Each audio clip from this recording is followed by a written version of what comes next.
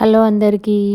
ఇది జగిత్యాల జిల్లా పులస గ్రామంలో ఉన్న వ్యవసాయ క్షేత్రం. దీనికి దగ్గరలో ఒక గుడి ఉంది, దాన్ని దర్శిద్దాం పదండి.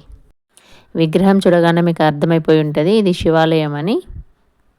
ఈ వీడియో కొత్తగా చూస్తున్న వాళ్ళు ఎవరైనా ఉంటే సబ్స్క్రైబ్ చేసుకోండి. మనం లోపలికి ప్రవేశిస్తుంటే ఎడమవైపు కనిపిస్తున్నాడు వీరభద్రస్వామి.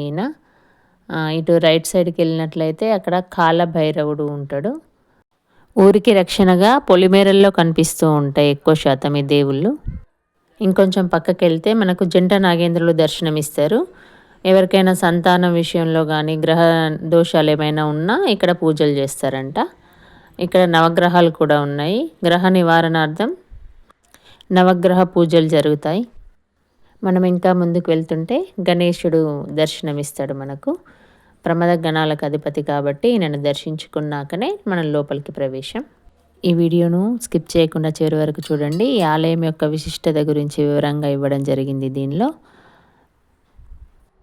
శివాలయం అంటేనే ముందు నందీశ్వరుని దర్శనం ఉంటుంది.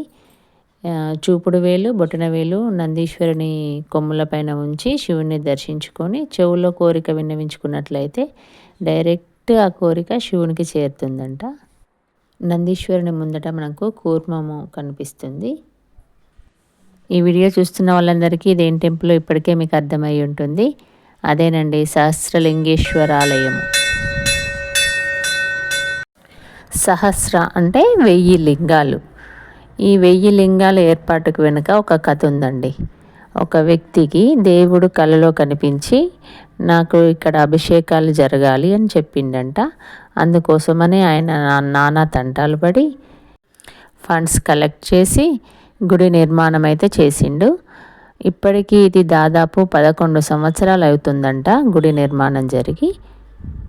ఈ సహస్రలింగాలకు జలాభిషేకం చేసుకోవడానికి నీటి వసతి అనేది చాలా బాగా ఏర్పాటు చేశారు.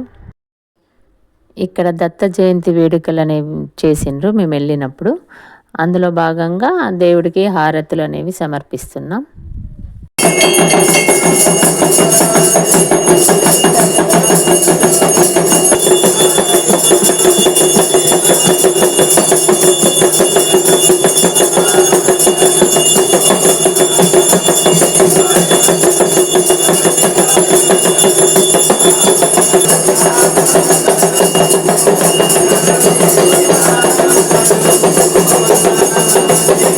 హారతి అనంతరం మండపం చుట్టూ ఒక ప్రదక్షిణ చేయమన్నారు.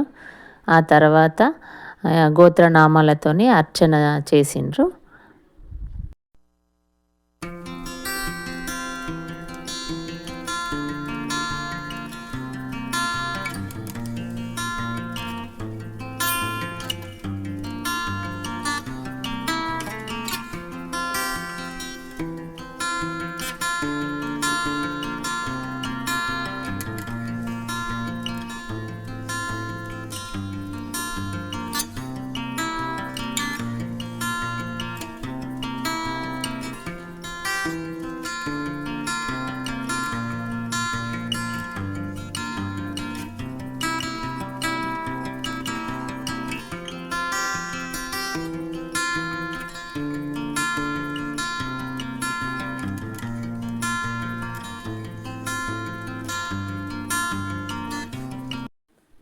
ఈ అద్దాల మండపంలో అన్ని దేవతా ప్రతిమలు ఉంచడం జరిగింది. ఇక్కడ బ్రహ్మ విష్ణు మహేశ్వరులు, వాళ్ళతో పాటు అమ్మవార్లు, వినాయకుడు, సుబ్రహ్మణ్యుడు, దత్తాత్రేయుడు, హనుమంతుడు, ఇట్లా అన్నీ ఇందులో ఉన్నాయండి.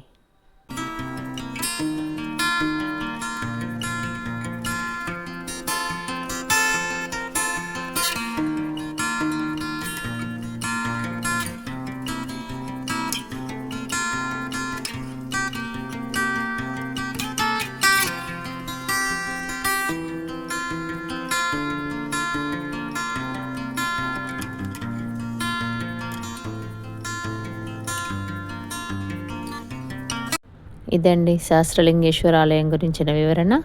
ఈ వీడియో కనుక మీకు నచ్చినట్లయితే లైక్ చేయండి, షేర్ చేయండి, సబ్స్క్రైబ్ చేయడం మాత్రం మర్చిపోకండి. Thank you for watching.